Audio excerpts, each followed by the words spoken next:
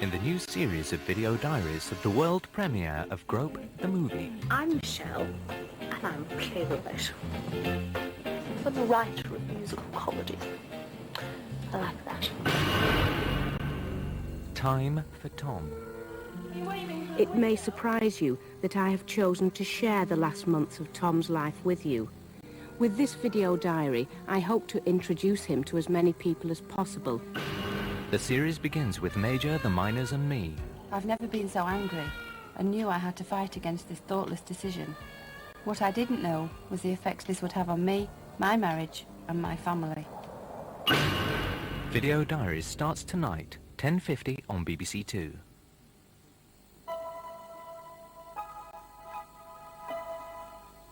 Now to Lords to take up the coverage of today's end-of-season showpiece final between Sussex and Warwickshire.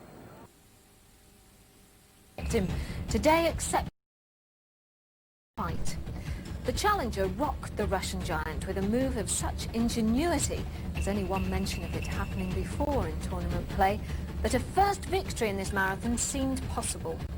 Kasparov, dazed as he was, not only stayed on his feet, but counterpunched to such devastating effect that Nigel was forced into a crucial error which finally cost him the game. Once again, a promising start for the young Briton had ended in disappointment. The champion now leads by 3 full points.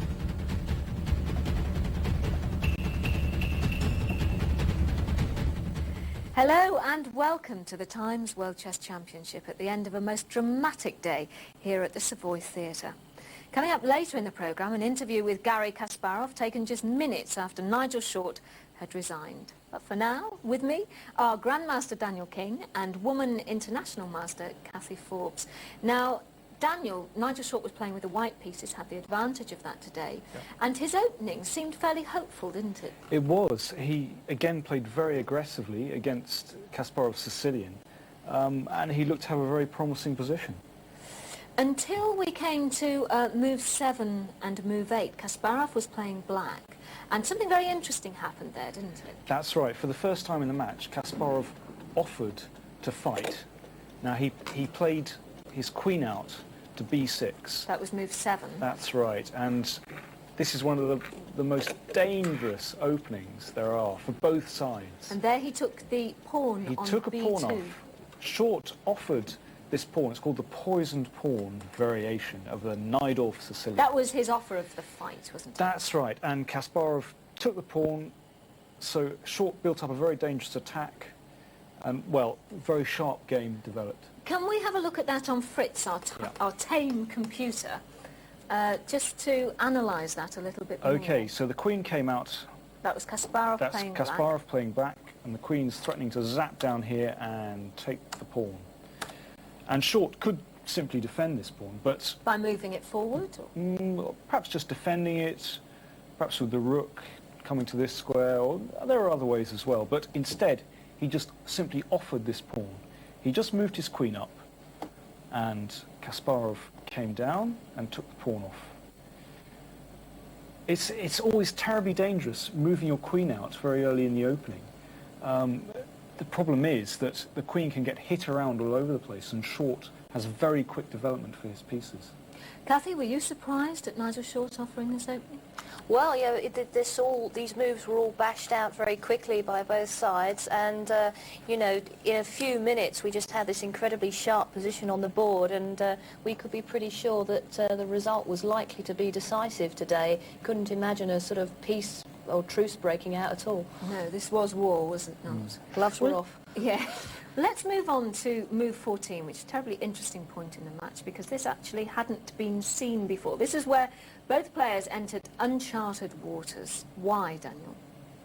Well, Short's next move really surprised Kasparov. This had been seen once before in a very obscure Soviet game, but it's a very unusual attacking move. Let's have a look at move 14 then. Right, here we go. So the knight, Short moved this knight back. Now this looks really odd indeed. The knight before was on a decent square, attacking square in the centre of the board, but what he's trying to do is manoeuvre the knight round here and into here, where it attacks black's queen, also aims at this sensitive square and this as well. So it's a long manoeuvre, but once the knight actually gets round, then it's in a terribly dangerous position. So, Kathy, they were now having to work off pure intuition, weren't they? Yeah, that's right. They were out of the home preparation. But at this point, things were looking quite optimistic, we thought, for Nigel. The possibility that he just might be able to round up and possibly capture Kasparov's queen was exciting quite a lot of the spectators. Now, we talk about the poisoned pawn opening. This was something which was a favourite with Bobby Fischer. That's right. This is one of Fischer's favourite openings. And Nigel Short's coach, Yeah. Lubos Kavalek, actually trained with Fischer, did he not? Helped Fischer in the 1972 Reykjavik match against Spassky. And it's in the back of my mind. I have a feeling that Kavalek was giving away secrets that he'd worked on with Fischer over 20 years ago. It's interesting, Giving isn't it? them to Should come Short. up 20 years later. Or perhaps they're less secret nowadays. Yes, possibly so. Well, the game obviously continued on, and by move 26, Short and Kasparov were in a fairly even situation. But then this happened. Move 26, Garry Kasparov. And this is Short's reply. Kasparov had to give up a rook for a bishop, but he had two pawns in compensation. It was a very balanced struggle, but at this point, Short made a terrible blunder. Move 27. Move show, 27. Show us the blunder. Right, here he goes. Let's just go back one move. Kasparov, with the black pieces, has just played his pawn up here. And now at Short, well, this would be a reasonable move, to perhaps just move this pawn up to this square, blocking out black's queen.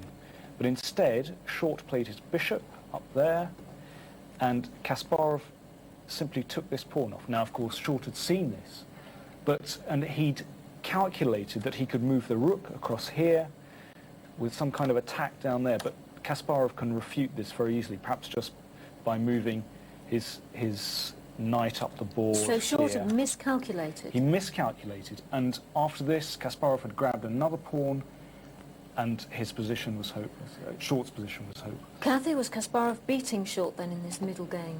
Well, yeah, and I must say at this point, you know, I think you didn't have to be a strong grandmaster to realise things weren't going well for Short, because he just looked so indecisive and uncertain. He started to catch Kasparov up on the clock, and the grandmasters were all clustering around saying, you know, he's changing his plans all the time. He couldn't seem to stick to a decisive plan in this game. Now, Daniel, before this bad bishop blunder, if you like, it was a fairly even position, wasn't it? It was balanced chances. And Short, after this? After this, hopelessly lost. No chances at all. He continued, fought bravely, but really no realistic chances. All right, well, we'll see what happens after that. Coming up in part 2, we have that exclusive interview with Garry Kasparov, so we'll see you after the break.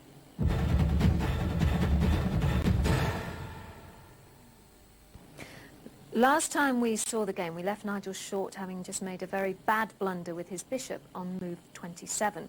Well, obviously the game continued after that, and we're now going to join the game as it was commentated on live just around about 5 minutes before the time scramble. Now, at this point, Nigel Short had 3 minutes on his clock with 4 moves to make, but he was in a desperate situation. So we now join Raymond Keane and Daniel King, who were commentating on the game live. Now, the obvious move here for White is, well, there are two obvious moves. There's f5, or alternatively knight d4, attacking queen and rook. But after Short plays knight d4, there's simply queen e4 check, and that gets out of that one. That really finishes But him off. f5 is the dangerous move. Queen e4 check, then rook g2, blocking the check. But I have a feeling Short only needs to threaten a check with his rook. Rook d6. The problem is Short's king is in big trouble here. It's very exposed indeed. I think Kasparov, as usual, has found the He's most. played it. Queen e4 check. It's bound to Short's happen. in big trouble if he finds queen e4. There's also rook c3. It's another move. But I like queen e4 check. I think queen e4 check is the right move. Centralising the queen. It's great to have your queen in the centre. It controls so many squares. And also it's counter-attacking against Short's own king. I think he's bound to play queen e4 check. Oh, hang on. Queen, is it variation? Queen e4 check, queen... No, that doesn't work. Well, you could play queen g2, I suppose. And then simply queen takes f5. Well, then you've got knight d4. Tricky position. Let's look at it. Black plays queen on c2 to e4 check. White plays queen to g2. And if queen takes pawn on f5... Oh, he hasn't done it. He's seen through that. He's played rook c3. Hitting the white queen and the white knight. That's nasty. I think he must play queen to g4 now. Queen g4. Because then when the knight is taken on b3, you can take on g6. It's actually getting rather exciting in the dying moments of the first session, with just 2 moves to make on each side. A position that Nigel seemed to be completely hopeless in. He's actually fighting back a little bit. They're not in serious time pressure. Short has 2 minutes to make just 2 moves. Kasparov has 7 minutes for his 2 moves. Short will be looking for something very accurate here. Queen g4. He's played queen g4. Maintaining the pin. The black knight on g6 in front of the black king is pinned. So black can take the white knight on b3 with queen or rook. But then f takes g6. I don't like it though. No. I think Kasparov should play rook takes knight. Rook on c3 takes Short's knight. Then if pawn takes knight, then queen c6 check. Yeah. It doesn't look good to me. No, that will win. That will win. Kasparov has calculated this. He's icy sharp in these positions. He doesn't let this sort of thing escape him. It may look as if White's got some counterplay, but Kasparov knows what he's doing. Short's going to make it to the time control and then realise that his position's completely been wrecked. Kasparov has 2 moves to make, but he has 6 minutes to mull them over to find the most accurate way to kill here. He's going to use all his time, I'm sure. No. Rook takes knight yeah, on he's b3. taken the knight. Now, has Nigel got a way of avoiding the check on c6? So to re-establish material parity, he must capture the knight. I don't see anything else he can do. I see nothing else. Short has about a minute left for his last move, but This is looking completely hopeless again. it's grim. So if Short plays pawn takes knight, then there's a lethal check. Queen to c6 check. Short can interpose his own queen, but this will enable Kasparov to trade off into a winning endgame. It's looking bleak. He's taken the knight. But And now queen c6 check. queen c6 check. There you go. Yep, check. Kasparov's last move. And they've made the time control. They've made the time control. No great scramble there, Nigel can resign now. but it's not good. Short must play his queen to block the check. Queen on g4, back to g2. If instead Short plays his rook up, then Kasparov will play your rook to b1 check. Oh, that's checkmate. Almost checkmate. Queen here at b1, blocking for a second. And That's over. Short, Yeah, it's resigned. Short He's has resigned. He's resigned. Short's resigned. I think he had very good position. Yes. The ending Yeah. would be hopeless. I didn't like Short would have to put his queen in the way, I didn't like knight c4 probably. and this would be a technical win for Kasparov, and Short has had enough. He's seen enough. Desperately disappointed. Everything went wrong for Nigel in this game. He had good opening preparation. It looked as if he was on the attack. Kasparov challenged him on his own territory, Just take this pawn on d5. but it all fell apart. On d5 he's still worse probably. And so the score after game 4, Kasparov 3.5 points, Nigel Short a half. Well, immediately after Nigel Short resigned, I spoke to Gary Kasparov. Gary, you're now 3 points up. What did you think of Short's preparation for this game? I think he prepared quite an interesting idea, just retreating knight on d1 instead of b1 as normally done in this variation. And I think he got very good attacking chances, but probably he was a little bit influenced by the score in this game. He was very much hesitating by making some moves, quite obvious moves for such a strong attacking player. And at one point he could force a draw, and maybe practically, you know, that was the best decision for White, because it was 2 points Which down. point in the game would that have Yeah, he could just have the permanent attack on Knight Queen, Knight B6, Knight C4, just coming back. I don't know. I mean, it's obviously White has many other possibilities, and I think that even when I sacrificed an exchange, the position was unclear, very unclear. But the problem for Nigel that it's, you know, the character of position has changed, and he now he had to, you know, play defensively. I mean, having this extra exchange, and he had too many weaknesses, pawn's weaknesses, and obviously Black had a good position, but nothing dangerous for White at that point. Unusually in the opening, on move 7, you took up the poisoned pawn opening. You came out fighting at that point, didn't you? What made Yes, you take you know, that we just, after the second game we discussed, you know, that's the reason why I declined this nice offer from Nigel, and I have chosen a different line. And I thought that, you know, having 2 points advantage, that would be a right moment to see what was prepared in this very principal line. It's dangerous for Black. It's extremely dangerous, but it's, you know, when they took that pawn, the Black takes this pawn, I mean, they can always lose, but as this game showed, they can also win. I mean, I decided to play, you know, this complicated game because I was in a very comfortable position in the match. You say it was very dangerous for Black. Was there any point in the game where you thought it was less dangerous than at the beginning? Oh, when I sacrificed an exchange, I mean, I was very quiet because I thought I had a very good compensation, and maybe, you know, it wouldn't be enough to win. But obviously, you know, I liked the position, and I saw Nigel didn't like the position. I mean, that was also very important. I was very worried when I took the second pawn in the center. I think this position was critical, and I would personally play Knight C4 instead of Bishop D3, because, I mean, Black's queen could be probably forced to go back to the king's side, and I don't know. It requires a lot of analysis, but I felt that at that point it was quite suspicious for Black.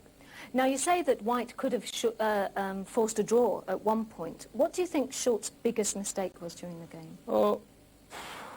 I think that the main problem was hesitations. You know, he was thinking, you know, just maybe to make a draw. He was 2 points down, as I said, and then he decided to play, and then he won an exchange, and I mean, look, he was thinking about the move Knight C4 maybe half an hour. I mean, I don't think White has any other option. You know, he lost 30 minutes basically for nothing, maybe thinking about some other possibilities he already missed in the game. I think he was not in the usual good attacking form in the game, and that's, you know, I used these hesitations, and I felt it, and I decided, you know, not only to defend my position, but also to try to counterattack, and eventually I succeeded. Do you think, obviously the time scramble wasn't as crucial as it has been in previous games, but do you think that Nigel Short has managed to control his clock a little more?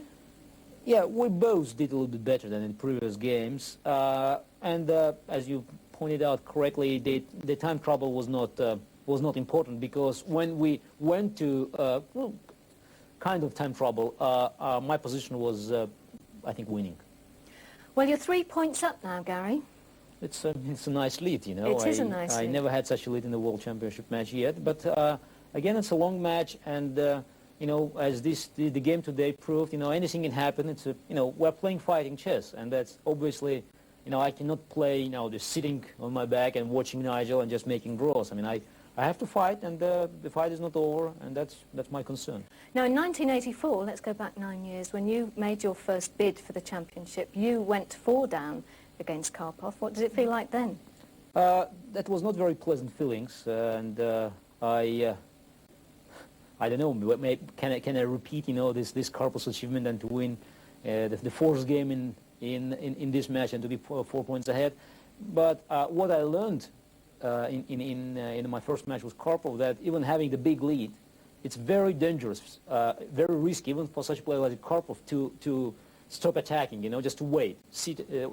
If you take wait-and-see attitude, I mean, you're always in danger, even if you have 3 or 4 points advantage. So you won't be taking the sit back and wait and see attitude? No, I'll play as usual. I mean, the only very nice advantage I have, in my opinion, that I have this, you know, this big cushion of 3 points on my side, and that's why probably I can take more risk. And obviously, Nigel will have some problems by just making decisions during a game. Would you agree that you've possibly been more cautious than normal in the 4 games so far? Yes, I think it's fairly normal because I played 5 World Championship matches, and my opponent is playing the first one, and I remember myself in 1984. Yeah, and obviously, you know, just the world champion must be cool, calm, and just, you know, just to play cautiously, waiting for some aggressive mistakes of the opponent. I mean, that's not the only way to win the game, but this is one of the advantages of the world champion, and I'm trying to prove it now. Okay, Gary, thank you very much. Thank you. Daniel Kasparov, they're admitting that as world champion he'll be more cautious. Do you think Nigel Short should be more cautious? Well, I think he had to try to win today with the white pieces, but I think he was a little over-eager, perhaps a little impatient, and at one moment he had to compromise and perhaps make this draw. He could have forced a draw at one moment, but I think there's so much pressure on him to succeed, so much expectation, and that doesn't help. I'm sure that's affecting him. Do you feel, Cathy, that he wanted to prove himself too much, particularly being 2 down at the start of the day? Well, the problem is that Nigel isn't so much being beaten by Kasparov as being beaten by his own psychological problems with the situation. Apart from the pressure, there's the fact that he's really only beaten Kasparov once, and that was 7 years ago. And this is a huge mental mountain to climb. But other challengers have been in this situation too. I mean, Fischer had never beaten Spassky, but he still did manage to beat him in the end. Alekin had never beaten Capablanca before. So, I mean, I'm still hopeful that if Nigel can just overcome the problem of his hesitancy, the problems of having a lot of high expectations on him, and just play his best chess, then he's still in with a chance. I mean, it's a bit like snooker. You could get even a lot of frames behind, but you could still come from behind and win the match. Well, you've been all over the place today, haven't you? You haven't just been in the theatre. Well, where have you been? Well, actually, you know, if you buy a ticket to see the match in the Savoy Theatre, you know, you're not just buying a ringside seat, you know, you've got a ticket to a whole world. And you, for instance, get a chance to mingle with a lot of masters and grandmasters. You know, you get a chance to try and guess the moves that are being played. You get a chance to play against computers. For the benefit of those that aren't so... This is the audience, isn't it? Yeah, that's right. The audience, for those who aren't so au fait with chess, you get a very good earphone commentary, which helps you play this wonderful competition called Predict a Move, where you get to try and guess the moves. You can only play that in the theatre now. Only in the theatre now. There's also a sort of hotspot grandmaster. You know, the crowd has a go at him to see if they can outguess his guesses as to the moves. Right. And, well, you know, the commentators in the commentary box have a lot of fun as well. Now, those commentators, they actually have a commentary down through the earphones which the audience wear in the theatre. That's right, because, well, even strong grandmasters have difficulty understanding Short and Kasparov's moves sometimes, so this is just to help the audience along. OK, so it's not complete silence in the theatre then. Daniel, now, we heard Kasparov say that his big lead could be risky and that he's not going to be too cautious. He's going to come out fighting it again. Do you think that's what we're going to see on Thursday? I'm sure it is. He's not going to rest on his laurels, as he said so. I think he's right to do that. He knows he's just got to try and hammer home his advantage. What sort of advice would you give Nigel Short, Cathy? Well, I'd say don't panic. Don't give up. Possibly, since you'll be playing with the black pieces, try and consolidate, you know. Do you think he should go for a draw on Thursday? Well, not take too many risks, because there are still a lot of games ahead, and maybe if he just stops the rot now, that might be a good idea. Steady the ship. OK, well, thank you both very much. We'll see you again on Thursday. Now, Thursday is Game 5. Kasparov has the advantage this time of playing with the white pieces. We'll be back on Channel 4 at 3:30 in the afternoon, 8 o'clock, and also at 11:20 with the highlights of the day. So, can Nigel Short make a comeback on Thursday? Let's hope so. See you then.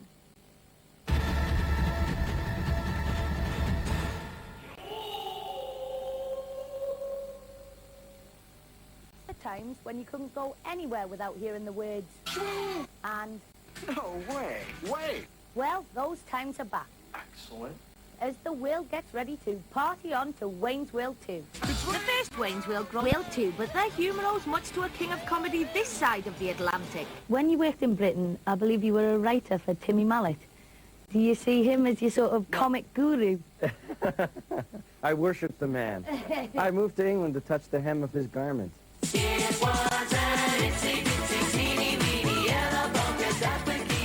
Somebody from the Wide Awake Club came and saw us perform in a cabaret circuit. So they said, you want to do something on the show? And I thought, oh yeah, I'd be on TV, that'd be great.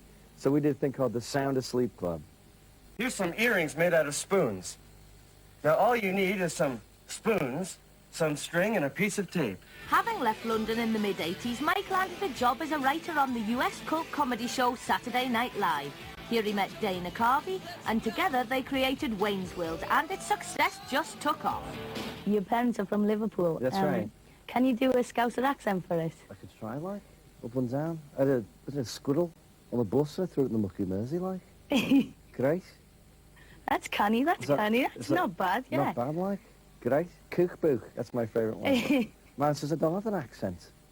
I said, well, you're going to buy that cookbook? I said, yeah, okay, cookbook. You got an accent. No longer living with their parents, Wayne and Garth look beyond the next party and attempt to organise a rock festival, Waynestock. It looks as if they've come of age. Or have they? We're not worthy! Well, in this film, he gets pubes. You didn't tell him about my pubes, did you? No, of course not. He's growing up a little bit. He thinks he is, but he's still the same sort of nerd idiot underneath. I mean, he thinks because he can go to a movie on a school night, he's very hip. Yeah. You know what I mean? Yeah. But underneath, he's still the same. Of course, he does become familiar with the ways of the woman.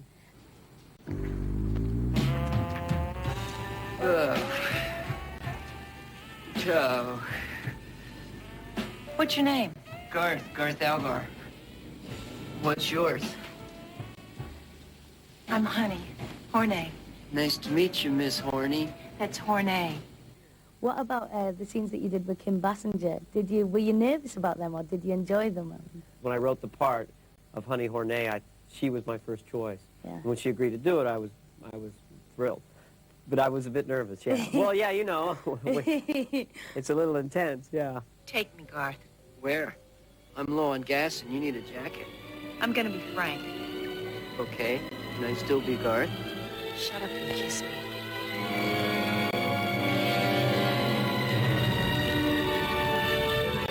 As well as Kim Basinger, there are top babes Tia Carrera and Heather Locklear.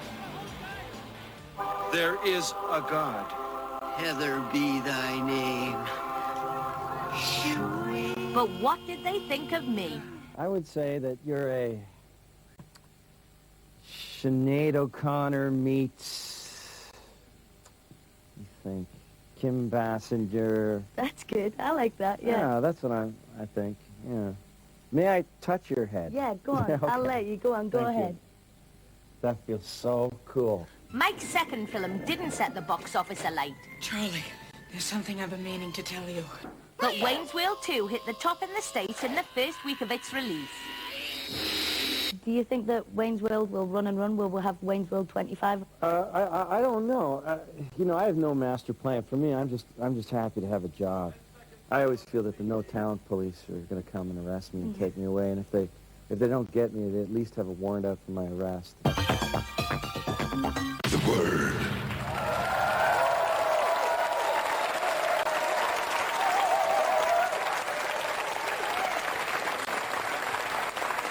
Wayne's World 2, already a massive hit in America. And sadly, Julian, the only film you've been involved in was